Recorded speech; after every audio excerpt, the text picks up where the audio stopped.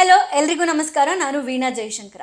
ಪ್ರತಿಯೊಬ್ಬರಿಗೂ ಚಳಿಗಾಲದಲ್ಲಿ ಸ್ಕಿನ್ ಒಡೆಯುವಂಥ ಸಮಸ್ಯೆ ಇರುತ್ತೆ. ಎಷ್ಟೇ ನೀರು ಕುಡಿದ್ರು, ಎಂಥದೇ ಕೋಲ್ಡ್ ಕ್ರೀಮ್ ಮಾಯಿಶ್ಚರೈಸರ್ ಅಪ್ಲೈ ಮಾಡಿದ್ರು ಸ್ಕಿನ್ ಹೊಡಿತಾನೆ ಇದೆ ಅಂತ ತಲೆ ಕೆಡಿಸ್ಕೊಂಡಿರ್ತಾರೆ. ಇನ್ನು ಕೆಲವು ಮಿಸ್ಟೇಕ್ಸ್ ಮಾಡ್ತಾರೆ. ಡೈರೆಕ್ಟಾಗಿ ಸ್ಕಿನ್ ಹೊಡಿತಾ ಇದೆ ಅಂತ ವ್ಯಾಸ್ಲಿನ್ ಅಪ್ಲೈ ಮಾಡಿಬಿಡೋದು, ಗ್ಲಿಸರಿನ್ ಅಪ್ಲೈ ಮಾಡಿಬಿಡೋದು.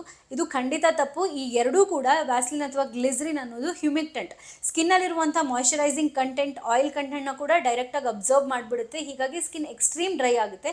ಇದಕ್ಕೆ ನೀವು ಮಾಡಬೇಕಾಗಿರೋದು ಸ್ಲಗ್ಗಿಂಗ್ ಮೆಥಡನ್ನು ಫಾಲೋ ಮಾಡಬೇಕಾಗಿರೋದು.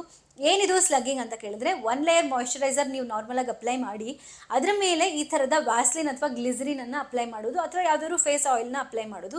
ಈಗ ಈ ರೀತಿ ಮಾಡೋದ್ರಿಂದ ಏನು ಉಪಯೋಗ ಅಂತ ಕೇಳಿದ್ರೆ, ಮಾಯಿಶ್ಚರೈಸಿಂಗ್ ಕಂಟೆಂಟು ಸ್ಕಿನ್ ಒಳಗೆ ನೀಟಾಗಿ ಅಬ್ಸರ್ವ್ ಆಗುತ್ತೆ. ಯಾಕೆ ಅಂತ ಕೇಳಿದ್ರೆ, ವ್ಯಾಸ್ಲಿನ್ ಅಥವಾ ಗ್ಲಿಸರಿನ್ ಲಾಕ್ ಮಾಡಿರುತ್ತೆ, ಸ್ಕಿನ್ನ ಸೀಲ್ ಮಾಡಿರುತ್ತೆ.